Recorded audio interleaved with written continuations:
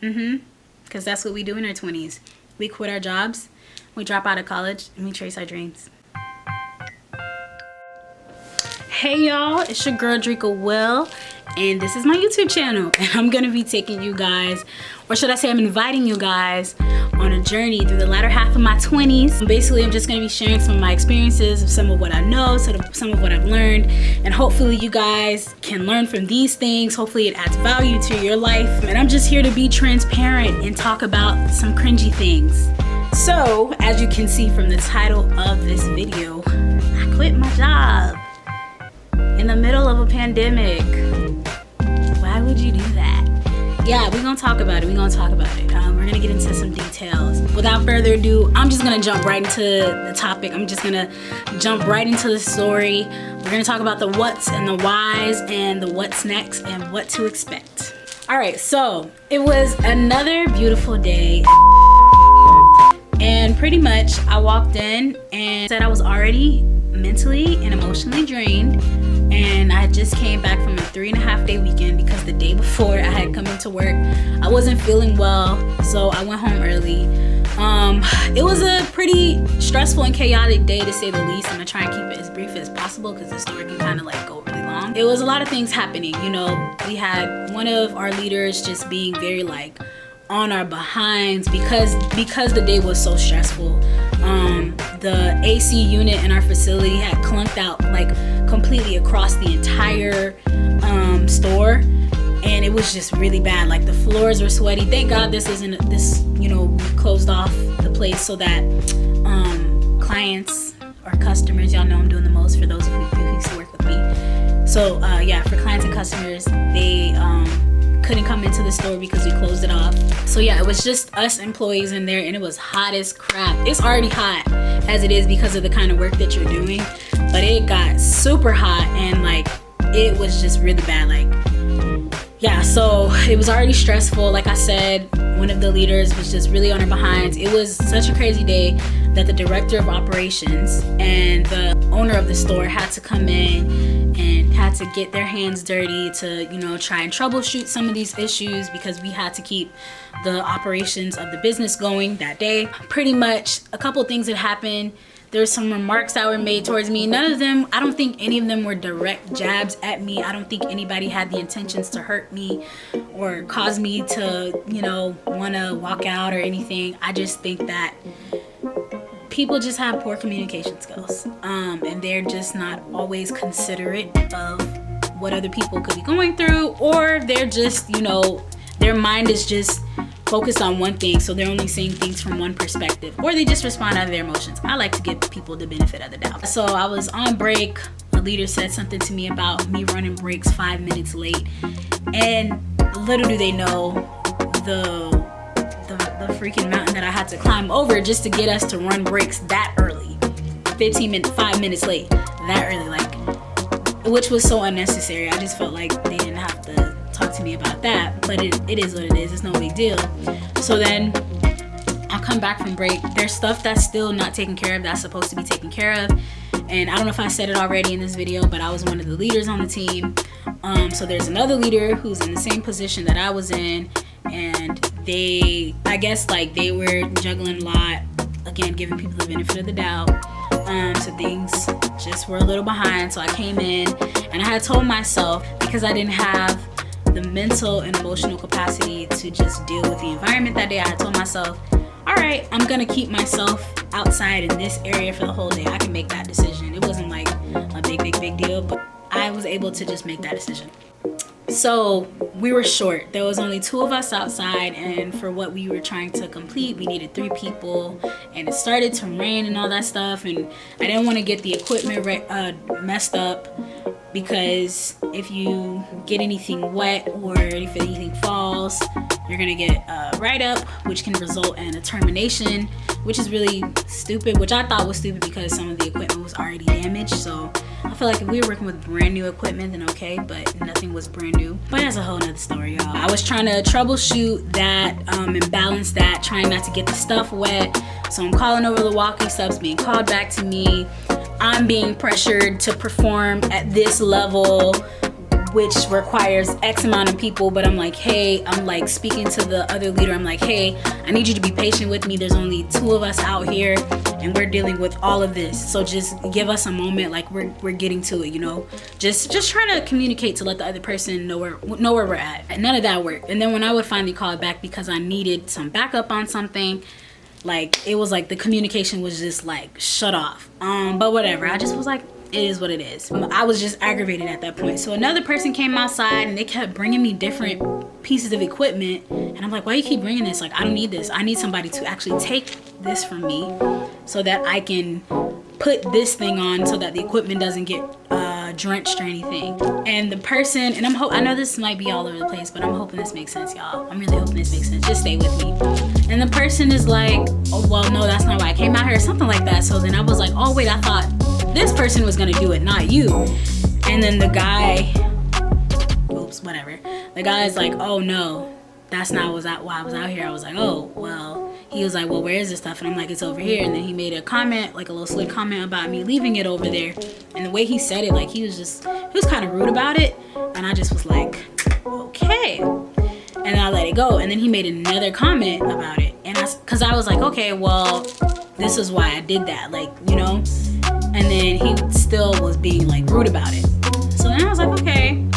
So then I gave it to him. He said something slick again. At that point, I looked at my other team member and I said, hey, I'm gonna go home. Like, I'm done for the day. And they're like, what? Rodrika, what are you talking about? I was like, no, I'm leaving. They're like, no, you're not. I was like, okay. I started taking off my stuff. And they're like, Rodrika, here, no. Take this. Go back. Just go back. And I'm like, no, like, I'm done. Like, I'm really done. So I go inside, plug up all my equipment, hang up all my stuff. I go and clock out. Nice and slowly, nice and quietly, gently, you know, not making a scene or being disruptive or bringing attention to myself. And then I go near my laptop in my backpack and I'm packing up my stuff to go. And then my director comes over and she's like, if you guys are inside, then who's outside doing XYZ? And I'm like, I ain't say anything. And then we all just looked at each other, and I think those two just like went off. Like they went 2 different directions. And then I just was like packing up my stuff still, and she's like, Rodrika, what are you doing? And I'm like, I'm done. And she's like, what do you mean you're done? I was like, I'm done for the day. And then she's like, what do you mean you're done? Like, I was like, I'm going home. And then she was like, Rodrika, you do realize that if you walk out of your shift, there are consequences to this decision. And I didn't nod, I didn't react, I just was very like. So then I grabbed my stuff and I said goodbye to everyone. I said, bye you guys. And I walked out of the door. As I'm walking out of the door, I'm saying to myself, this is the dumbest thing that you could possibly be doing. You do not have a backup plan. You ain't got no money. What are you doing? And I immediately went to the car, started crying, repenting, like, God, what did I just do?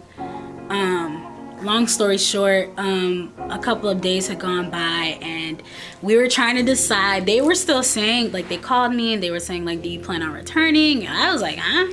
Like, when most people walk out of a job, like, that's it, you know? So I was surprised that they were still willing to let me come back. But long story short, I pretty much left on good terms. Other than me walking out of the job, I've never walked off of a job before. And I got to talk with the owner and the director of operations, and we had a very good heart-to-heart, an understanding of why I left. And yeah, that was pretty much it. So yeah, so now I'm just out here, you know, trying to find multiple sources of income, and yeah, trying to trace my dreams. Because that's what we do in our 20s. We quit our jobs, we drop out of college, and we trace our dreams. Yeah, you guys, so that was pretty much what happened with me just walking out of my job. And for the next couple of days, like 2 days after, because that happened on a Wednesday, so like up until like Friday of that week, I had to pray and decide on whether or not I was gonna return to a job that I walked out of. Talk about grace. That is nothing but the grace of God, and that's a whole nother topic. I had the option to return to the job just because of how valuable I was to the company and all that jazz, and how much they really did appreciate me and value me. But there were so many things that I just was like, I don't think I will be the same person if I return. First of all, it's just not a good look if I return anyway and I walked out like that. That's like, I don't know, I just didn't want to go back with that on my reputation, as if that means anything. It does to an extent. But yeah, there was also the fact that like I just knew I wasn't going to be able to exert the same amount of energy that I was exerting before. I wasn't going to be the same person. I wasn't going to work as hard as I did before. And it's not that I'm not a hard worker or my work ethic is poor. It's just that I knew if I came back, they were going to get the bare minimum, and I was going above and beyond. And I'd rather add value to a company than to be, you know, baggage or slow something down. Like, I'd rather than put someone in my position who will do the work, who will have the heart. Yeah, so that's that. I also wanted to pinpoint a couple of things that were leading up to that. It wasn't necessarily that these things and in specific made me quit or leave the job. Because if that was the case, I would have been quit. I think it was the mental and emotional effects of what can happen when you just can't take something for so long, especially when you're awakened to like, oh wait, this is what that is. I don't like that. And when you try to fix it and you try to bring a resolution and it's shut down, like you just get to a point where you become exhausted. So one of the biggest things that I noticed was some systemic racism, some hidden racism there. There was a lot of like psychological manipulation taking place, a lot of gaslighting, passive aggression. You know, people like to talk over you, just a lot of poor communication. And when you try to address those things, they kind of like get shut down or brushed over. A lot of things were swept under the rug. So if something happened and you would like be bringing it to leadership's face, like, hey, this is happening, they would like just push it under the rug, and it's just like it wouldn't get dealt with. Or if I would, because I was also a leader, I would try and deal with it. Upper leadership would shut it down. They would protect team members from me. There was a season where they protected certain team members from me. They wouldn't even let me talk to them. And like I said, like I don't know if I said in this video, as much as I don't like confrontation, I do like to get things resolved, and I want to be at peace with people as much as I can, if possible, like scripture says. But you know, some instances that wasn't possible because leadership just wouldn't allow some things, and it just was really stupid how things were handled a lot of the times. It was just a lot, you know. But if I wanted to leave because of that, I would have been left. It was how those things were affecting me. Like, I just didn't have the time or the energy to deal with it. And I think a part of me too, I think I cared a lot. I won't say that I cared too much, but I think I cared a lot.